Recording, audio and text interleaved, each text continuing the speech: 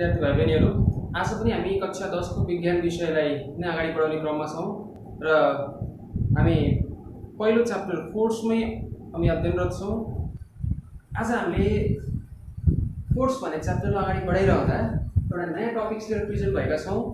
Effects on gravitational force due to variations of masses of two bodies and distance between them. हाम्रो यो topics रहेको छ। हामीले यो भन्दा अगाडिको क्लासमा हामीले ग्रेभिटेशनल फोर्स डिपेन्ड हुने फ्याक्टर भनेको दुईटा रहेछन्, that is product of mass of the bodies and distance between their centres, विशेष गरी square of the distance between their centre भन्ने कुरा हामीले पढिसकेका हौं।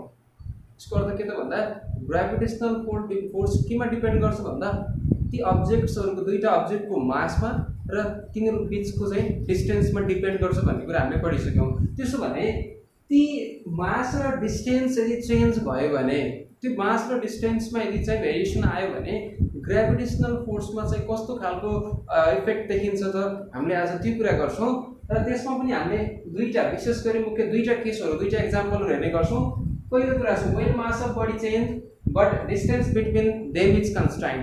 हेर्नुस् त के छ, यदि चाहिँ हामीले बडीको मासलाई चेन्ज गरियो तर डिस्टेन्सलाई कन्स्ट्यान्ट राखियो भने त्यो ग्रेभिटेशनल फोर्समा कस्तो खालको इफेक्ट देखिन्छ हामीले एउटा एक्जाम्पल हेर्छौं।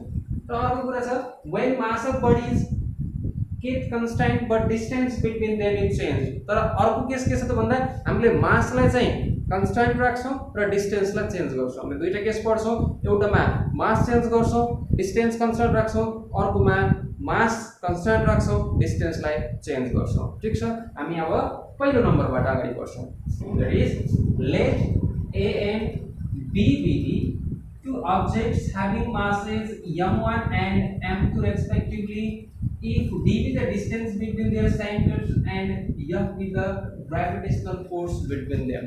चाहिँ दुईटा बडी मैले सपोज गरेको छु A र B जसको मास m1 र m2 छ रेस्पेक्टिभली, तिनीहरु बीचको डिस्टेन्स d छ र ग्रेभिटेशनल फोर्स कति छ f छ। Then f is equal to के हुन्छ g m1 m2 by d square हुन्छ। यो हाम्रो एक्सप्रेसन हामीले अगाडि पढिसक्यौं। ठीक छ, अब हामीले मास अफ बडी चेन्ज गर्नु छ, डिस्टेन्सलाई कन्स्ट्यान्ट राख्नु छ। हामीले यसमा सर्टेन केस हेर्छौं, यस भित्र पनि सर्टेन केसहरु हेर्छौं, डिफरेन्ट एक्जाम्पल्सहरु हेर्छौं।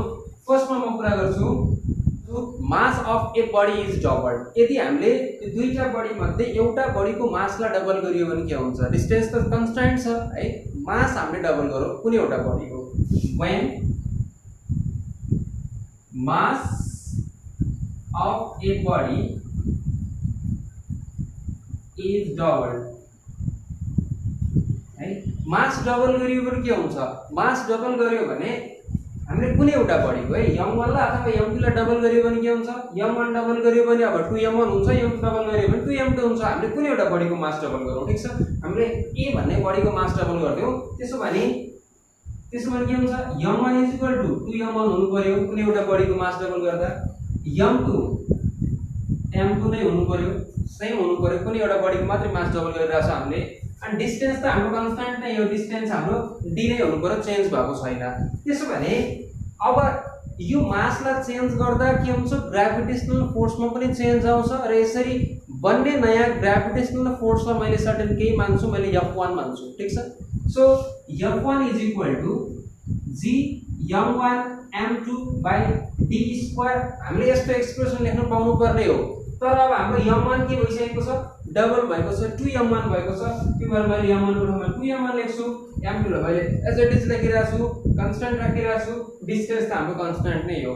त्यसो भने f1 इज इक्वल टु 2 मैले 2 लगाइ लिए g m1 m2 by d square. ठीक छ, यो इक्वेसनमा मैले फर्स्ट इक्वेसन भने, यसलाई सेकेन्ड इक्वेसन भने। ठीक छ, फर्स्ट इक्वेसन र सेकेन्ड इक्वेसनमा त हेर्यो भने हामीले यो दुईटा इक्वेसनलाई कम्बाइन गर्यो भने के देखिन्छ त, f1 इज इक्वल टु 2। हेर्नुस् त यो g m1 m2 by d square को भ्यालु कति छ, f छ 2f। यसको मतलब के देखियो, when mass of a body is doubled then the gravitational force between the two bodies will be double है।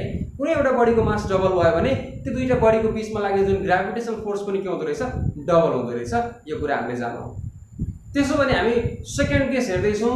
when mass of both bodies are double, यदि दुईटै बडीको मास डबल गर्यो भने के हुन्छ त m1 पनि 2m1 हुन्छ m2 पनि 2m2 हुन्छ भनेपछि के भयो 2 2 is 4 4 टाइम्स ले बढ्ने भयो हो हामीले त्यही कुरा गर्छौं है त्यसो भने दुईटै बडीको मास डबल गर्यो भने m1 2m1 हुनु पर्यो एन्ड m2 के हुनु पर्यो 2m2 हुनु पर्यो किनभने हामीले दुईटै बडीको मास डबल गरेका छौं m1 लाई डबल गर्दा 2m1 भयो m2 लाई डबल गर्दा के भयो 2m2 भयो हामीसँग इनिशियल मास m1 र m2 छ है भनेर हामीले गरिरहेका छौं ठीक छ नि अनि हाम्रो डिस्टेन्स त के छ डिस्टेन्स त के छ कन्स्ट्यान्ट छ सो d d नै हुन्छ चेन्ज हुँदैन त्यसो भने नयाँ ग्रेभिटेशनल फोर्स मास चेन्ज हुँदाको नयाँ ग्रेभिटेशनल फोर्सलाई मैले के भने f1 भनेको छु है किनभने सो f1 के हुनु पर्छ g m1 m2 by d square हाम्रो फर्मुला दिए यो ग्रेभिटेशनल फोर्स को तर मास के भएको छ दुईटै बडीको मास डबल सो m1 को ठाउँमा हामीले 2m1 लेखौं m2 को ठाउँमा पनि के गर्छौं 2m2 लेख्छौं ठीक छ त्यसो भने के भयो f1 2 2 जा 4 अगाडि लेखे मैले g m1 m2 by d square ठीक छ यो इक्वेसन फर्स्ट हो यसलाई मैले इक्वेसन सेकेन्ड भने ठीक छ त्यसो भने from equation first and second first र सेकेन्डलाई हेरे भने के देखिन्छ f1 4 अब यो g m1 m2 by d square भनेको के हो त f छ f that is the gravitational force increases by 4 times when the mass of the two bodies are doubled. त्यसैले मैले थर्ड एक्जाम्पल लिदैछु when masses of both bodies are reduced to half यदि हामीले दुईटै बडीको मासलाई चाहिँ हाफ गरियो भने दुईटै बडीको मासलाई आधा आधा गराइयो भने ग्रेभिटेशनल फोर्समा कस्तो खालको इफेक्ट आउँछ कस्तो खालको चेन्ज आउँछ हामीले त्यो हेर्छौं अब क्रममा ठीक छ मैले भनिसके m1 र m2 छ भने gravitational force g m1 m2 by d square हुन्छ अब मास हाफ हुँदैछ मास के हुँदैछ अब हाफ हुँदैछ त्यसो भने m1 हाफ हुन्छ भनेको m1 by 2 हुनु पर्यो ठीक छ त्यस्तै m2 पनि के हुनु पर्यो हाफ हुँदैछ भने अब m2 को ठाउँमा हामीले के गर्छौं m2 by 2 गर्छौं हाफ गरिराछौं डिस्टेन्स त हाम्रो एज इट इज सेम नै छ सो d हामीले चेन्ज गर्दिनु d नै राख्छौं त्यसो भने नयाँ ग्रेभिटेशनल फोर्स कति त भन्दा हामीले के भन्छौं f1 भन्छौं so f1 g m1 m2 by d square हुनु पर्ने यो ग्रेभिटेशनल फोर्स तर मास के भइराछ हाफ भइराछ सो m1 को ठाउँमा हामीले के गर्छौं m1 by 2 गर्छौं m2 को ठाउँमा पनि के गर्छौं हामीले m2 by 2 गर्छौं d लाई हामीले कन्स्ट्यान्ट राख्छौं ठीक छ त्यस्तै f1 g m1 into m2 d by 2 2 जा 4 d स्क्वायर छ तलपट्टि अपन d स्क्वायर ठीक छ क्लियर छ नि त्यसो भने f1 अब हेरौ है यो एउटा टर्म हो माथिपट्टिको न्यूमरेटर तलपट्टिको डिनोमिनेटर के छ d स्क्वायर छ ठीक छ नि d स्क्वायर को तलपट्टि केही नभए पनि 1 छ भन्ने हामीलाई थाहा छ र यसलाई हामी मल्टिपल को टर्ममा लग्यो भने 1 माथि जान्छ d स्क्वायर यहाँ तल आउँछ र के हुन्छ f1 g m1 m2 by के छ हाम्रो यो 4 छँदै छ र d स्क्वायर पनि के हुन्छ 4 सँगै आउँछ 4d स्क्वायर हुन्छ एन्ड फाइनली के हुन्छ f1 1/4 मैले छुट्टै लेखे हेर्नुस् है यो 1/4 लाई मैले छुट्टै लेखे के बाँकी रह्यो g m1 m2 by d square बाँकी रह्यो र यो इक्वेसन र यो इक्वेसनबाट के हुन्छ 1/4 g m1 m2 by d square भनेको f that is the gravitational force decreases by 4 times when the masses of the two bodies are halved अब हामी दोस्रो केसको कुरा गर्दै छौं when masses of bodies are kept constant but distance between them is changed अब के गर्छौं हामीले मासलाई कन्स्ट्यान्ट राखेर डिस्टेन्सलाई चेन्ज गर्छौं त्यसो गर्दा ग्रेभिटेशनल फोर्समा कस्तो खालको इफेक्ट आउँछ अब हेर्छौं हामीले पहिला हामीले के गर्छौं भने दुईटा बडीहरु A and B दुईटा बडी सपोज गर्छौं हामीले जसको मास m1 m2 छ ठीक छ डिस्टेन्स कति छ d छ र तिनीहरुको बीचमा लाग्ने ग्रेभिटेशनल फोर्सलाई हामीले f भन्छ अगाडिको जस्तै कुरा भयो ठीक छ त्यसो भने f के हुनु पर्छ g m1 m2 by d square हामीलाई थाहा छ दिस इज इक्वेसन फर्स्ट यसलाई मैले पहिलो इक्वेसन भने अब यसमा पहिलो केस कुरा गर्छु मैले बडीको मासलाई कन्स्ट्यान्ट राखेर डिस्टेन्स चेन्ज गर्ने कुरा गर्दै छौं यसमा मैले पहिलो केसको कुरा गर्छु when distance between them is doubled. हामीले मासलाई कन्स्टेन्ट राखेर डिस्टेन्सलाई चेन्ज गर्ने कुरा गर्दै छौं। यसमा पहिलो केस छ when distance between them is double. यदि हामीले डिस्टेन्सलाई डबल गरियो भने के हुन्छ त हामीले हेरौं है त।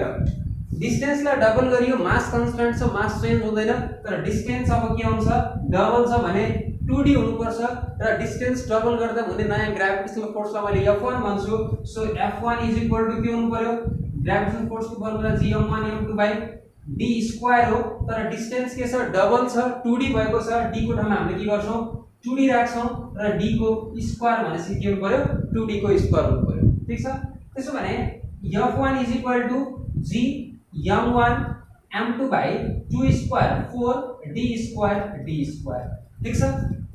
And finally F1 is equal to मैले 1/4 लाई मैले सेपरेटली लेखे G(m1m2) स्क्वायर लाई मैले के गरे क्वेशन फर्स्ट पार्ट मिलाउँदा के भयो F आयो। ठीक छ।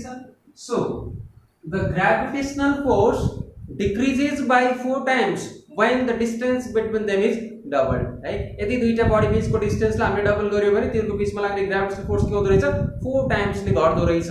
त्यस्तै हामी यसको दोस्रो केसको कुरा गर्दै छौं when the distance between them is half। यदि हामीले ती दुईटा बडी बीचको जुन डिस्टेन्स छ त्यो डिस्टेन्सलाई आधा गरियो भने के हुन्छ त, है।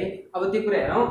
मास कन्स्टेन्ट छ, मास चेन्ज हुँदैन, डिस्टेन्सलाई हाफ गर्ने सो d को ठाउँमा हामीले के लेख्छौं यो d को ठाउँमा हामीले के लेख्छौं हाफ d/2 गर्नु पर्यो। ठीक छ। त्यसो भने डिस्टेन्सलाई चेन्ज गर्दा डिस्टेन्सलाई हाफ गर्दा बन्ने नयाँ ग्रेभिटेशनल फोर्सलाई मैले F1 भन्छु फर्मुला G(m1m2) स्क्वायर हो। हाम्रो m1m2 चेन्ज छैन तर डिस्टेन्स कति छ हाफ गराएको छ। सो d को ठाउँमा d/2 लेख्छु, d स्क्वायर हुनु पर्यो। सो d/2 को स्क्वायर मैले लेखे। ठीक छ। और F1 is equal to G(m1m2) d square हुनु पर्यो d/2 स्क्वायर कति भयो 4 हुनु पर्यो। ठीक छ। अब यहाँ नि हेरौं है, यो तलपट्टिको जुन फ्र्याक्सन छ यो फ्र्याक्सनलाई हामीले माथि लाँदाखेरि के हुन्छ यो 4 माथि जान्छ र d स्क्वायर तल आउँछ हामीलाई थाहा छ। सो के हुनु पर्यो F1 is equal to 4 G(m1m2) d square भयो, 4 मात्रै माथि गएको छ। सो हामीले यो इक्वेसन र फर्स्ट इक्वेसनलाई मिलायो भने के हुन्छ F1 is equal to 4 G(m1m2) d square को भ्यालु कति छ F छ। So 4F। It means the gravitational force increases by 4 times when the distance between two bodies is halved। यदि चाहिँ दुईटा बडी बीचको डिस्टेन्सलाई आधा गरियो भने ग्रेभिटेशनल फोर्स के हुँदो रहेछ 4 टाइम्स ले इन्क्रिज हुँदो रहेछ। अब इन्क्रिज हुने र डिक्रिज हुने कुरामा चाहिँ कन्फ्युज नहुने। यदि कुनै कन्स्टेन्ट नम्बर मल्टिपल को टर्ममा आएको छ भने इन्क्रिज भइराछ भन्ने बुझ्ने, तर त्यही नम्बर डिभाइड को टर्ममा आउँछ 1/2 1/4 यस्तो टर्ममा आउँछ भने डिक्रिज भइराछ भन्ने बुझ्ने। ओके, आजलाई यति मात्रै। बाँकी कुराहरू हामी फेरि अर्को भिडियोमा लिएर आउने छौं। त्यति बेलासम्मको लागि बिदा चाहन्छौं। हस्त धन्यवाद।